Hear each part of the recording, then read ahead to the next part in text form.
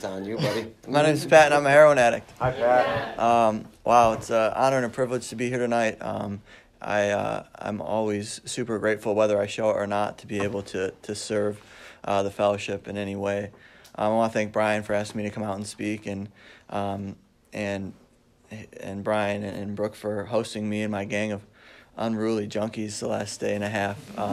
We've got a nice tour of this area. We went and saw Bill Wilson House earlier today, and I got to check out your guys' district meeting last night, and I just want to say that I'm extremely humbled and impressed, and really psyched to see how strong HA is down here, and it gives me a lot of hope. We've had HA in my hometown. I'm from Rochester, as I mentioned earlier, for about a year and a half. There was one meeting out in a suburb nearby, and a couple of us had been there, and we were tired of seeing our friends die, and we said, you know what, we got a lot of junkies in Rochester. We probably should try and bring it to the city and see what happens. And a year and a half later, we've got 5 meetings. Wait, do we have 5 right now? We got 5, about to be 6. Yeah, and it's just been an amazing thing to be a part of, My sobriety date is May 16th of 2012, and so I've been sober in another fellowship for most of that time, and getting involved in HA has really kind of filled the void in my life. It's given me an opportunity to serve in a way that I didn't know would ever be possible, and to really serve what I think is my higher power's will for me. I have a sponsor. I sponsor men in this program, and I do service in my home group and out of my home group. My home group is the Problem Solve group of Heroin Anonymous. We meet in Rochester on Tuesday nights. I'm the treasurer, so I try not to embezzle the money. Sometimes progress, not perfection. I have the privilege of serving as one of the Western New York area delegates, although we may change to a district. I'm not really sure.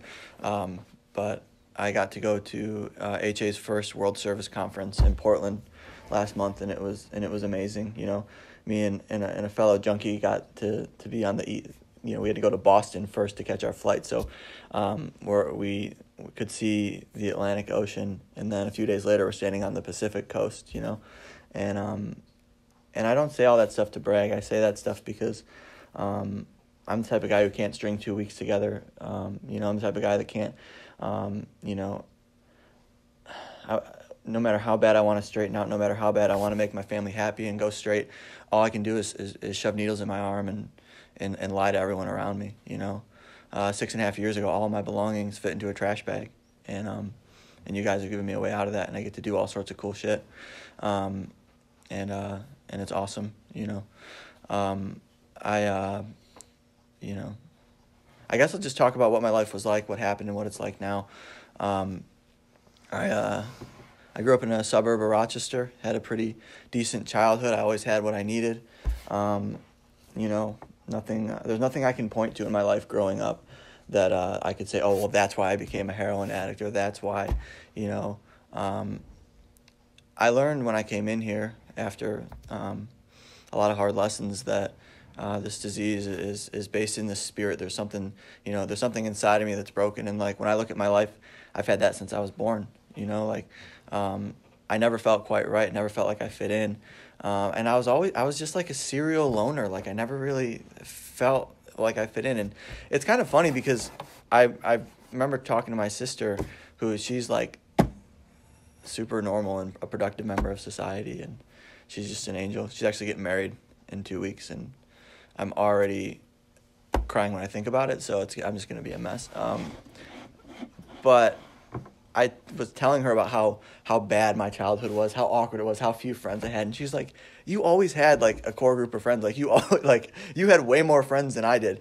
But the problem is that I'm full of delusions, right? I'm full of self-centeredness, and I am convinced that I'm unlovable, that I'm unlikable, that I don't fit in, that I'm not good at anything, and I let those beliefs guide my decisions and define my life. But I didn't know that, I was just a scared kid who wanted to feel better, and so that's what I did, and I would pursue anything that made me feel a little bit better. I got real into BMX biking. That was my first kind of high. And it was the first time I really felt accepted, and I met a lot of older friends that that kind of took me under their wing. And like when I was riding my bike, when I was going fast and hitting jumps, I like felt free. I felt an escape for the first time, because my normal state, as far back as I can remember, is like anxious and depressed. Full of fear, and I was always looking for a way to get away from that. So I had a lot of older friends, and I'll fast forward to 13 years old, and one of my buddies is talking to me about how great it is to be drunk, telling me about this party he went to and all the fun that he had and the women that were there. And I was just like, man, everything you're describing is like the complete opposite of how I feel. Like, can I try that? And he's like, absolutely, my man. And he didn't talk like that, but it's for effect. So I met up with him outside of a gas station, Red Apple gas station. And he had a water bottle full of gin, and we just passed it back and forth, and I chugged half of it. And I chased it with some soda, and I probably weighed like 90 pounds. I don't know. I was a couple inches shorter and not as round. And the rest is all kind of hearsay, but apparently I wound up in a park trying to go swimming. I got out of the water. I've thrown up everywhere. My eyes are rolling back in my head. I had severe alcohol poisoning. In case you didn't know. And I woke up and I came to in the hospital with my mother staring at me. And, at the time I thought that was like a wake-up call. Like, oh, like obviously partying isn't for me. But really it was more like foreshadowing for the many other times my mother was going to be standing over me in the hospital. So I really, like, at that point I was like, okay, partying isn't for me. Like, I was hungover for like 3 days. I got grounded. It was a mess. All my friends were super freaked out. And my strong resolve to not party lasted about 2 years. And by the time I was 15, I started smoking pot. And around that time I became obsessed. I became obsessed with getting loaded, right? Who's gonna get me the booze this weekend? How am I gonna pay for some weed? How am I gonna use it? What lie am I gonna tell my parents? It just became this thing. It's like I remember sitting on my buddy's couch and just feeling that perfect buzz and just feeling like, damn, this is how I want to feel forever. This is it. And that became like my calling. Everything else that I was kind of into just didn't matter much anymore. Even back then, I was so like I was a junkie even for pot. Like I didn't know anything about pills, and I stole a whole script of Vicodin from my stepdad and sold it for some weed because I needed to keep that going. It's just like I've been wired this way my whole life. And I started experimenting with all sorts of drugs. By the time I was I think probably 16, I tried Vicodin for the first time, and that was it. Drinking was great. Drinking gave me a great escape, and it was like that first thing that really showed me that I could escape the way that I felt. And pot was awesome, but it's kind of like a ceiling. I would just smoke and not get high anymore. But as soon as I felt the opiates, it just like, I don't know. It was just like, I mean, you guys may have experienced it before. I don't know, but I had arrived. Like, I was like, this is it, And my whole life from that moment on became centered around obtaining narcotics. And I had a really great job at a BMX company in Rochester, and it was like my dream job. By 17, I had everything that I wanted, and they told me, don't come into work high and don't ride your bike when you should be working, because they had ramps. It was like in a warehouse, and I did those things every day. And I was really confused when they fired me. I was like, and by that time my friends, my older buddies, and they weren't the best influences, but they didn't do hard drugs, and like they had already started to kind of back away. And I got fired from that job, and like in my mind it's like, well, that was my plan for life, so I'm a failure now. I guess I should just, the drug thing seems all right. I'll probably just, focus on that. And I don't know if that was a conscious decision, but that's what I did. And so my disease progressed rapidly. Started sniffing oxys, and I started to commit crimes to support my habit. And I had this delusion that like I was some sort of big time drug kingpin, but the truth is I would sell just enough weed and rob just enough high schoolers to get oxys so I could get high. Like that's, and like literally as soon as I had enough people that were like buying my weed, I was like, man, I really need to get high. And I just robbed them all in like a week. And, my drug dealing career ended. So then I turned to retail theft, which is fun. I did a lot of boosting, stole a lot of Blu-rays and DVDs. And around that time is when Oxy started to dry up. And, same old story in every town. Someone knows someone who's doing dope. And I remember the first night I tried it, it was another like aha moment. Like this is the feeling I've been looking for with these damn pills. You know what I mean? It's like, it's right here and I can get whatever I want. And, I promised I wasn't going to shoot it. And, I was rolling around on my kitchen floor after shooting up for the first time about a month later. And that was it. I just not only am I obsessed with using, but I'm obsessed with the needle and like this, just like this, this downward spiral. I went to, so within like a 6 months to a year period, I got arrested twice for petty larceny. My parents started to realize that maybe I wasn't just like smoking too much pot. And so they shipped me off to rehab for the first time, Conifer Park down in this neck of the woods. And it was great. I don't know how long I've been talking for. I went to rehab and they taught me all this great stuff, and they're like, you'll be dead by the time you're 20 if you keep up this, and you have a disease, and if you don't change, and you're gonna die. And I believed them, and I wanted to change, and I paid attention in all the groups. I argued with them about God when they tried to tell us about the 12 steps, and I told everyone what type of meds they should be on. I sniffed all my pills in the rehab. I was a good rehabber, and I guess you're not supposed to sniff the pills, but so I got out of there and I really wanted to be sober. I wanted to change, and I was gonna associate with different people, and I was gonna do productive things. And instead, I met a girl who drank and drugged like I did, and we fell in love. And I was shooting dope again in 2 weeks. I'll spare you guys the next year or so in my life, but it was a mess, in and out of homelessness. I went back to rehab another time within there.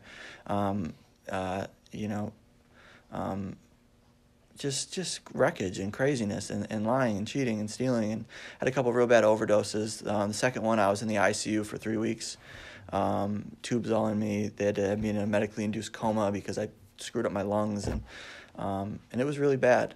And they wanted to like move me to the mental health ward and like detox me and help me out. And it was a day before my birthday, so I was like, actually, I gotta go. And I screwed myself up so bad that they had to give me pain medicine. But in my head, I told myself that I need to keep using now because the hospital made me dependent. I didn't have a habit at the time that I OD'd, so now I had just more fuel to the fire. And if I were to characterize my disease, is that it was almost like a trance, and like all I cared about was getting loaded. It's all and I would run over anybody, hustle anybody, do whatever I had to do, sell whatever I had to get that next one, and nothing mattered. I always thought something bad enough was going to happen, I wouldn't want to use anymore. But bad shit just kept happening. It just was like, but it would happen, and it would be like, I'd feel bad, and I'd want to change, and I'd see my mother cry, and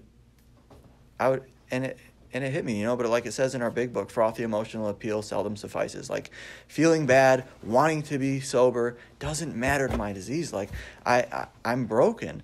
I can't stand the way that I feel. I can't stand the effects produced by sobriety, and so I'm obsessed with feeling better, and narcotics make me feel a whole lot better. So what happened for me is that, my life just got more and more small and more pathetic and more, sad and just closed off. There were a month in my life where I saw 3 people, the girl I lived with, the dope dealer, and the guy I bought Lucy's from at the corner store. And that was it. And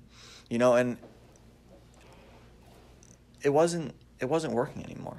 Like, Sure, I got inebriated. Sure, I'd pass out. I could, take the edge off. But like, it wasn't taking the pain away anymore. It wasn't making me feel. It wasn't making me feel better.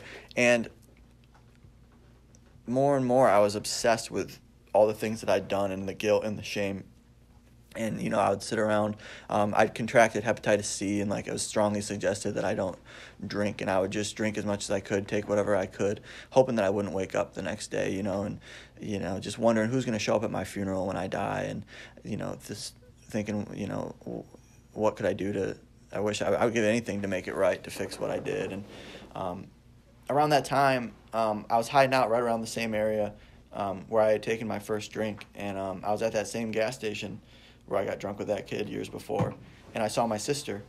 She's a year and a half older than me. As I mentioned earlier, we're close, and she didn't see me. I was in a car, and she at this point she didn't know if I was alive or dead. She hadn't seen me in 6 months, and she would have done anything to help me.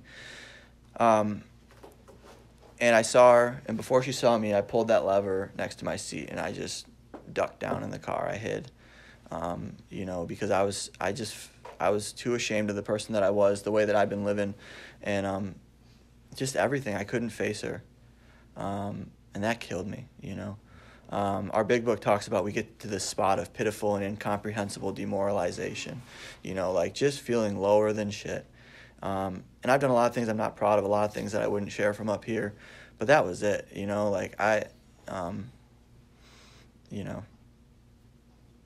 I would look out the window and just like see kids playing and like the sun coming up and people going to work and think, what the hell happened? I didn't want this for myself.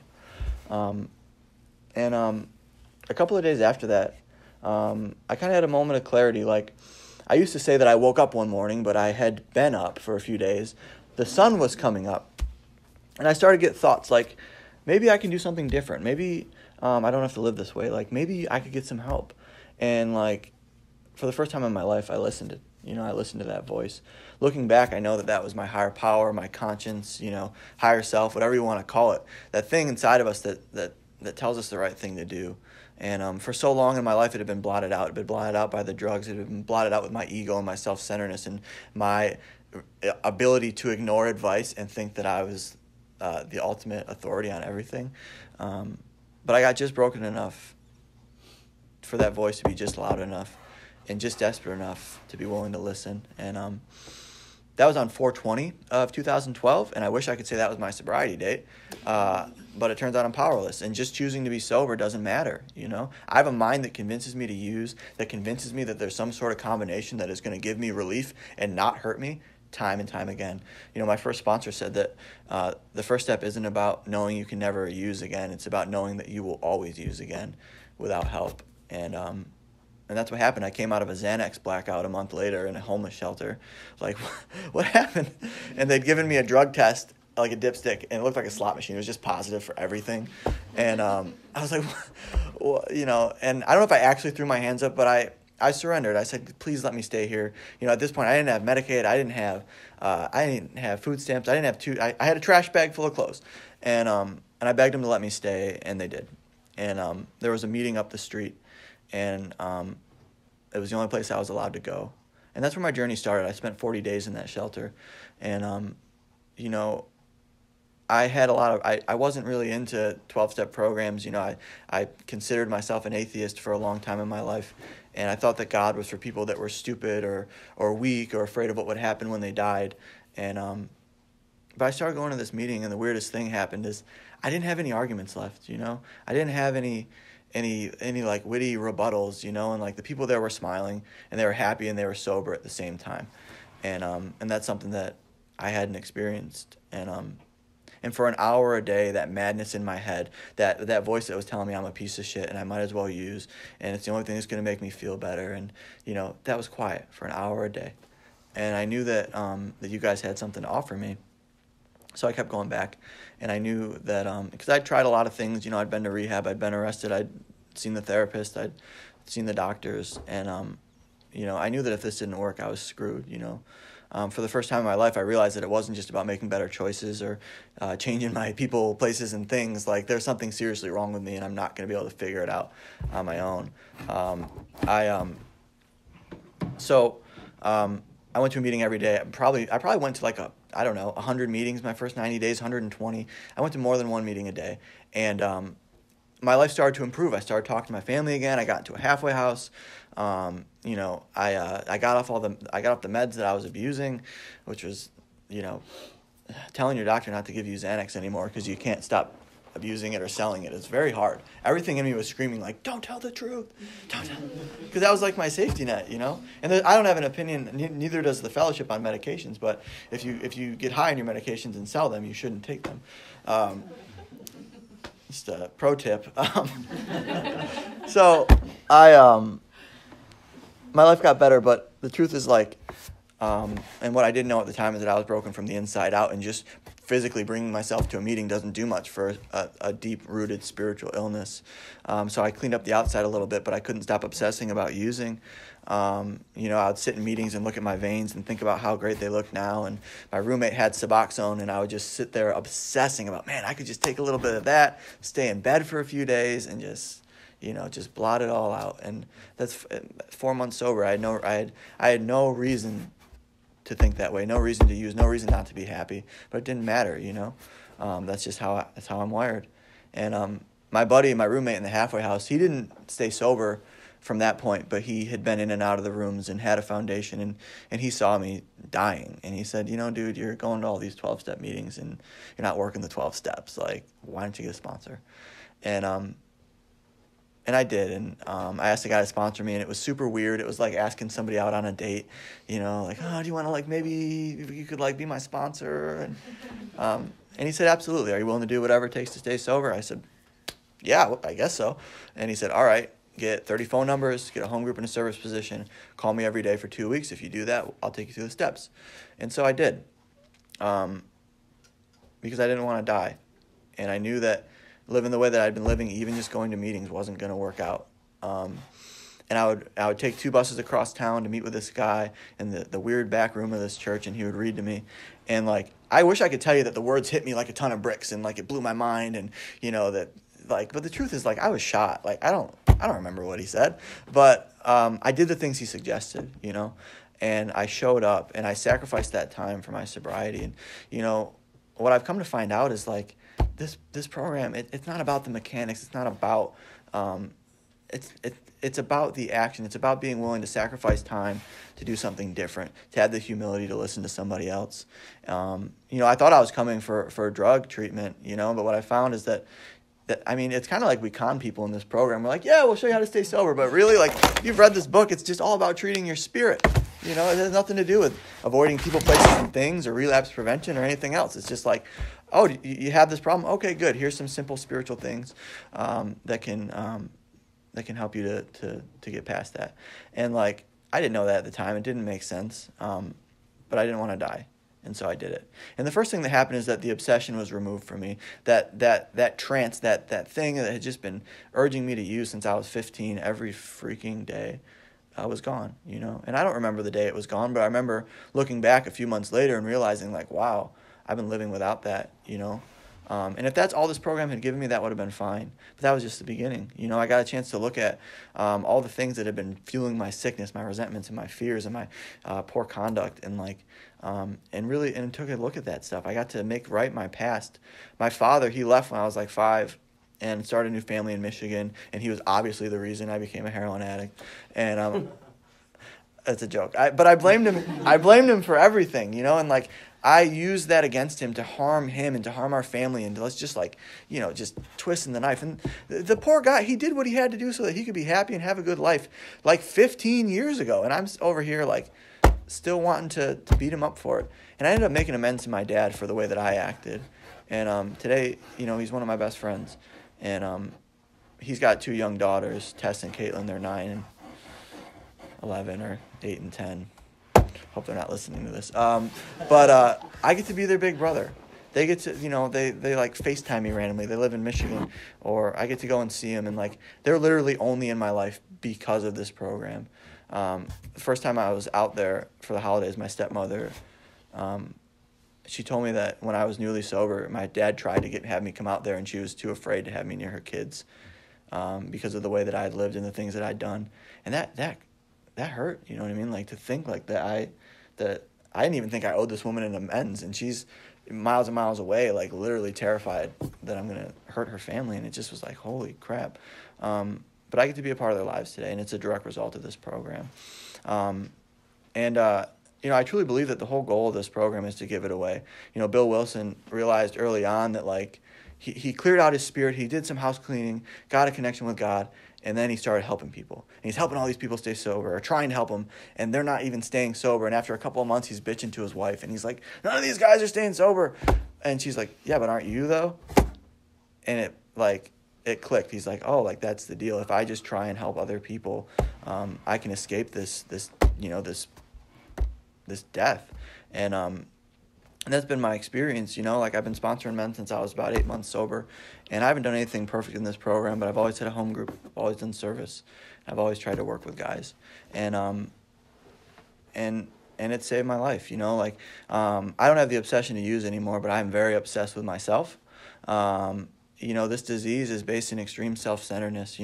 I'm constantly concerned with what's going to be the outcome for me, how am I going to get what I want, who's going to validate me, and what's in it for me. And sponsorship, carrying the message is a very good antidote for that, right? Like it forces me to think about somebody else for a couple of hours, and I'm so grateful for it. I've probably been okay. I'm going to speak a little bit longer, but so I think that I would have sold myself short if I just settled for the feeling I got when I first went to meetings, or the feeling I got after my fifth step, or making a couple amends. Like for me, the program really didn't come alive until I started to work with other guys. And the two things that I really want to focus on and talk about are learning about the 12 traditions and doing service outside the group, because those are things that I was blessed to come up in a home group in the other fellowship where like that's just what's going to happen, right? Like we have a traditions meeting, you're going to hear about them. If you want to get your way at group conscience, you better learn about the traditions. And everyone at my home group has a service position at the group and outside of the group, and a lot of people back home think that we're a little bit overboard with all that, but I'm super grateful for it because it's given me a foundation in service to where I constantly have another commitment coming up. I always have something that's gonna save me from myself, and it's awesome. And not only that, but the 12 traditions, like they're not just rules for governing groups. Like those are spiritual principles that were written by our founder. That can help me to be a more effective person, right? I've had the gift of becoming employable. I've worked at the same place for 5 years, and I've been able to excel there. And it's not because I'm smart or because I'm a good guy. It's because I've tried to apply these principles in my life. The 12 traditions have taught me things like unity is important. In any place that you are, unity is more important than getting what you want, right? If you don't know what to do, why don't you let God make a decision for you? I have a primary purpose wherever I go, and like if I'm at my job, like do my work and don't gossip. Like stick to what I'm supposed to do. If I'm, it goes on and on. Autonomy, like if I ask somebody to do something, let them do the job I asked them to do. And those are all principles that I learned in this program. I sometimes make the mistake of like talking about my sobriety and making it sound like everything's just been great since I got sober, and like that's not the case. It's been a really rough year for me, about a year ago, a little bit over, my mother went through some serious health stuff and was and almost passed, and she made it through. She's doing well now. I've had a lot of problems in my personal life. I'm going through a really rough breakup right now, and it sucks, So if any of you know any eligible bachelorettes out there that are looking for a guy, got 6.5 years sober, a great job, and a lot of emotional baggage. So just putting it out there. But I can tell you that the last 6 months of my life have been hard. You know what I mean? I've had more emotional distress in my life. At this point, maybe it's my last use is so far away, but sometimes I feel like I've been in more pain the last few months than even before I got sober. But the difference is that I have a solution today, right? I know that my sponsor's only a call away, and that I can only get so sick because I've got my home group coming up, and I'm not going to not take my sponsees' calls because God forbid they know that I'm struggling.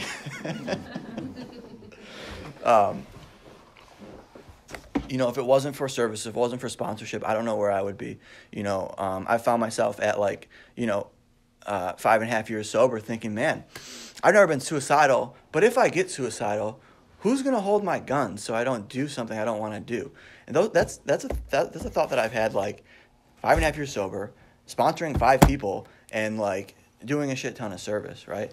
But this program works, right? This program never promised me that I'll never have a problem again or that I'll be happy, joyous, and free no matter what. It's promised me that I can have a solution to where I can stay sane enough to keep moving forward, and I don't have to think about drinking or using. And that's been true, as long as I've stayed busy in this stuff, the obsession hasn't come back. And the beauty is that in sobriety, there's always a lesson in the pain. There's always growth in the pain. Because I'm gaining an experience that I can use to help myself or somebody else, And it's just a beautiful thing. I truly believe that nothing's wasted in God's economy. And, I've seen a lot more people go through a lot more shit with a lot less, and it gives me hope, So I could sit here and ramble all night, but I think I've done enough, and so I thank you guys for letting me share, and for having me out here and for keeping HA strong.